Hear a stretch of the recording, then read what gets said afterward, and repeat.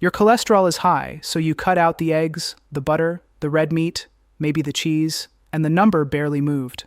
Here's the reason, and almost nobody explains it to you. Most of the cholesterol in your blood does not come from your food. Your own liver makes it. It dumps it into your gut every single day inside a fluid called bile. And then your body turns around and reabsorbs about 95% of it right back. You are recycling your own cholesterol over and over. That's why cutting one food after another never worked. What actually works is eating the foods that grab that cholesterol down in your gut and drag it out of you before your body can pull it back in. I'm Dr. John Myers. These are the 10 best foods to do exactly that. And a few of them work faster than you'd think. Before I give you the list, one quick thing.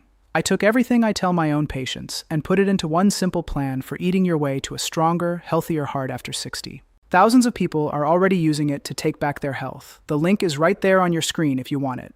All right, let's get into the food. Hold one thing in your head, and this whole list makes sense. Every food I'm about to give you does one of two jobs. It either grabs the bile in your gut, so you actually pass the cholesterol out instead of recycling it, or it feeds the good bacteria in your gut that break cholesterol down, so you can't absorb it. That's the whole mechanism. The more of these foods on your plate, the more cholesterol leaves your body, instead of piling up in your arteries. And if you want a number to aim for, it's about 5 to 10 grams of soluble fiber a day. That's what Mayo Clinic points to for a real drop. And you'll hit it easily with what's coming. There's a flip side too, and it's simple. Saturated fat and refined starch, the fried stuff and the white bread. Quietly tell your body to hold on to its cholesterol instead of dumping it. So, while you're adding these 10 foods in, easing off that junk is what lets them actually work. One cheap thing worth doing first. Ask your doctor just once for a blood test called lipoprotein(a). Say it exactly like that. It's the genetic piece of your cholesterol that food can't touch. And most people never get it checked a single time in their lives. One test, one time, and you'll know if there's a hidden risk hiding under your regular numbers. Then get to work on your plate, because that's the part you control 3 times a day. Let's start at number 10. Number 10, garlic. When you crush a raw clove, it releases a compound called allicinin. That's the stuff that stings your nose and gives garlic its smell. Allicinin does 2 things for your cholesterol. It brings your bad cholesterol down a little, and it calms the low-grade inflammation that makes cholesterol stick to your artery walls in the first place. The National Institutes of Health looked at the research, and the effect is real but modest. A few points. So, garlic is a helper here, not the main event. It's also been shown to nudge blood pressure down slightly. So, it's doing your heart a second favor while it's at it, but it's an easy win. And there's a trick to it most people miss. That allicinin only forms after you crush or chop the clove and let it sit for about 10 minutes. If you throw raw garlic straight into a screaming hot pan, you destroy it before it can do a thing. So, crush it first. Let it sit on the cutting board while you get the rest of dinner going, and add it in near the end. If you'd rather roast it whole in the skin, because that protects the most allicinin of all. 1 or 2 cloves a day is plenty, and skip the aged black garlic and the pickled stuff if cholesterol is your goal, because most of the allicinin is already gone by the time it gets to you. Number 9, onions. Onions are packed with a prebiotic fiber called inulin, and inulin is the exact food those good gut bacteria are hungry for. Feed them, and they break down more of your bile and help push it out of you. And every bit of bile you lose forces your liver to pull cholesterol out of your blood to make more. That's the loop working in your favor. Onions bring a second thing too, an antioxidant called quercetin, which helps calm inflammation, and has even been tied to slightly lower blood pressure in the research. The whole onion family counts here. Red onions, white onions, leeks, shallots, and garlic. Again, cooking them is fine, by the way. The prebiotic fiber holds up to heat, so a pan of caramelized onions is still feeding your gut. And onions do one more thing people forget. They make the genuinely healthy food, the beans and the greens, taste good enough that you'll actually eat them again tomorrow. That matters more than people admit, because the best cholesterol food on earth does nothing. If it's so bland, you quit in a week. Cook them into whatever you're already making. And don't peel away too many of the outer layers, because a lot of the good stuff sits right near the skin. Number 8, broccoli. Broccoli brings soluble fiber, but its real trick is a compound called glucaraphin. When you chop the broccoli, an enzyme turns that into sulforaphane, and sulforaphane switches on a protective system inside your cells called NRF2. NRF2 is your body's built-in defense against the daily damage that ages and stiffens your blood vessels. Researchers at Johns Hopkins have studied sulforaphane for years and tied it to lower bad cholesterol and less inflammation. And big population studies link the people who eat the most cruciferous vegetables to less heart disease overall. Here's the part almost nobody does. Chop your broccoli and let it sit for 20 or 30 minutes before you cook it. That rest gives the enzyme time to make the sulforaphane. If you cook it the second you cut it, the heat wipes out most of the benefit before it ever forms. Steam it until it's just tender and don't boil it into gray mush because boiling leaches the good stuff right out into the water. If you want to go all in, broccoli sprouts have far more sulforaphane than the grown fouettes gram for gram. And if you genuinely can't stand broccoli, cabbage, cauliflower, and Brussels sprouts are all the same family and do the same job. Number 7, ground flaxseed. And this is the single easiest thing on the whole list to add to your day. Flax is one of the richest sources you can buy of that gel-forming soluble fiber that traps bile. On top of that, it carries a plant omega-3 and compounds called lignans, and both of those bring cholesterol down on their own. Put it together, and the studies the Cleveland Clinic points to show ground flax can meaningfully lower bad cholesterol, especially when you eat it every day. But there's one catch, and it's a big one, so listen. If you eat flax seeds whole, they go straight through you, and you get almost nothing because the shell is too tough for your gut to crack open. They have to be ground. Buy them already ground, or grind them yourself in a cheap little coffee grinder and keep them in the fridge so the oils stay fresh. 2 tablespoons a day is the target. Stir it into your oatmeal, your yogurt, a smoothie, sprinkle it over soup, whatever you already eat. You will not taste it, and it costs you almost nothing. If you don't have flax, ground chia seeds are a decent backup that works the same way. And drink a little extra water with either one, so the fiber does its job comfortably. Number 6, apples. That old line about an apple a day actually holds up. Apples are full of a soluble fiber called pectin. And pectin grabs cholesterol down in your gut and carries it out of you. And there's real proof here, not just an old saying. A 2020 study in the American Journal of Clinical Nutrition put people on 2 apples a day and watched their bad cholesterol and their triglycerides come down over the weeks. The whole apple does a second favor too. It's bulky and filling, so you eat one and you're satisfied.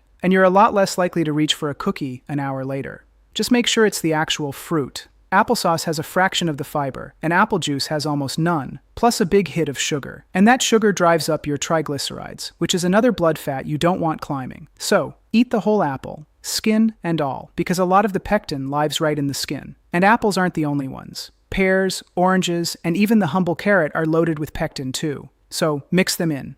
Real quick, if this is helping you, hit subscribe and give the video a like. Takes 2 seconds, and it genuinely helps me keep making these. That's it. Number 5, walnuts. Most of this list is about fiber, but walnuts earn their spot a completely different way. They're loaded with a healthy polyunsaturated fat, including a plant omega-3. And when that fat takes the place of the saturated fat you'd otherwise be snacking on, your bad cholesterol drops and the lining of your arteries works better. The American Heart Association ties a small daily handful of walnuts to lower heart disease risk, and the studies show it's enough to nudge your bad cholesterol down a few percent. Walnuts have the most of that plant omega-3, but almonds and pistachios lower cholesterol too. So eat whichever you'll actually keep in the house. Just watch the amount because nuts are calorie dense. A small handful, about a 1/4 cup, is the sweet spot, not the whole bag in front of the TV and not the sugary candied kind. And walnuts are the right moment to clear up fat because most people have it backwards. The saturated fat in fatty cheese, fried food, and packaged pastries does the exact opposite of everything on this list. It tells your gut to hold on to its bile and its cholesterol instead of dumping it. But the fat in nuts, olive oil, avocado, and fish actually helps your heart. It's the hard, solid, saturated fat, the kind that stays firm at room temperature, that quietly works against you. Number 4, barley. And now we're into the heavy hitters.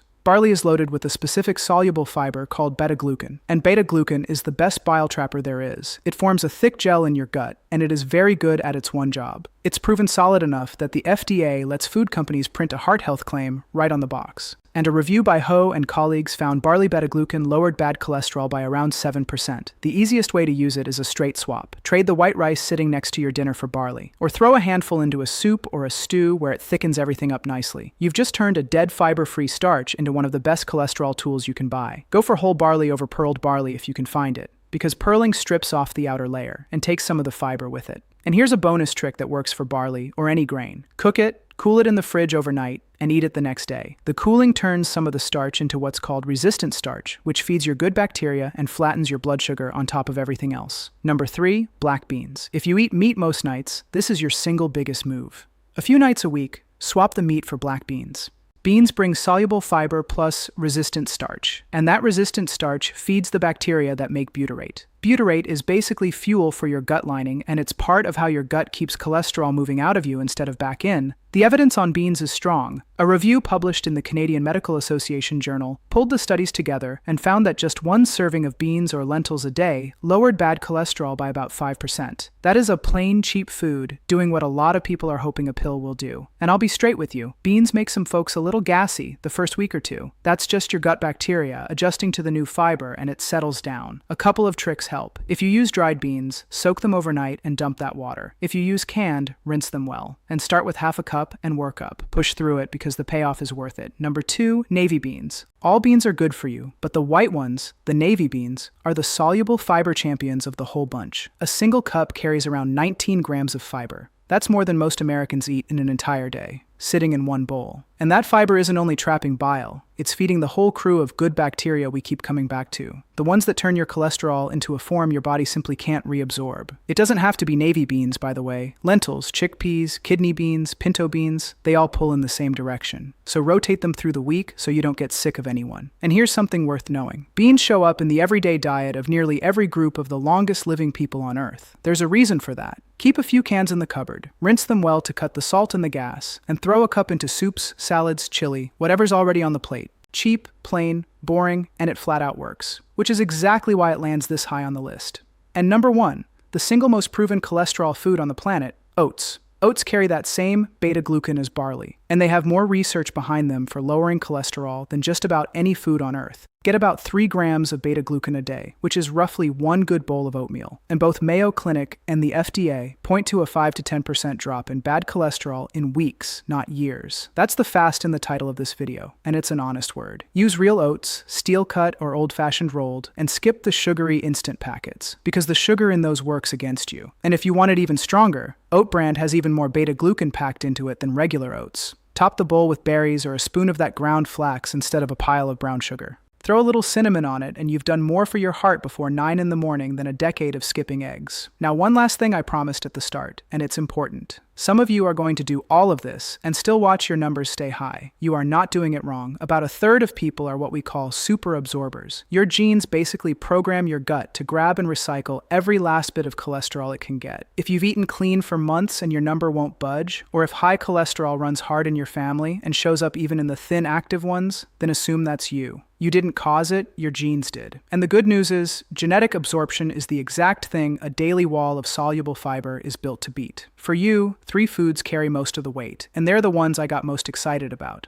oats, barley, and beans. The key word is daily, not now and then. That's what brings a stubborn number down, often enough to keep you off a second pill. And there's one more tool made for absorbers specifically: plant sterols and stenols. They're compounds that compete with cholesterol for absorption in your gut and block some of it from getting in. You'll find them added to certain spreads, and orange juice, and in smaller amounts in nuts, seeds, and vegetable oils. About 2 grams a day can lower bad cholesterol another 10% or so, which is a real dent. If you're a super absorber, that's worth asking your doctor about. And people always ask me, how fast is fast? If you do this consistently, your bad cholesterol can start dropping in about 2 to 4 weeks, and it keeps improving from there. One thing to know though, your cholesterol lives in your blood for a few days at a time. So eating well for 2 days right before a blood test won't fake a good number. It's the daily habit over weeks that actually moves it. One more easy win before I let you go. If you want to trap even more bile, a spoonful of plain psyllium husk stirred into a glass of water is about the purest soluble fiber you can get. It's the same stuff in most of those fiber supplements at the store. Take it once a day with plenty of water, and it works right alongside everything on this list. One honest thing before we wrap up, because it matters. Food is powerful, but it works right alongside your doctor. If your cholesterol is very high, or you've already had a heart scare, or you're taking a statin right now, please do not stop anything, or skip an appointment, because a guy on the internet told you to eat oats. Bring this to your doctor instead. Tell them you want to give food a real honest run, and ask them to recheck your numbers in a few months. For a lot of people, these foods are enough on their own. For others, they're the thing that lets a low dose finish the job. Either way, the food is the foundation under all of it. If you only change one thing tomorrow, change breakfast. A bowl of oats with a spoon of ground flax, and you're already attacking that recycling loop that kept your numbers stuck for years.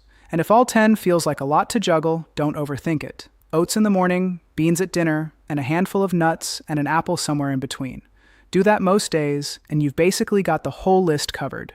Start there, Add the rest as you go, and let your body finally dump the cholesterol it's been hanging on to. If this helped you, subscribe so the next one finds you, and leave a comment telling me which food you're starting with. Take good care of that heart of yours. It's been working for you this whole time. Give it good fuel.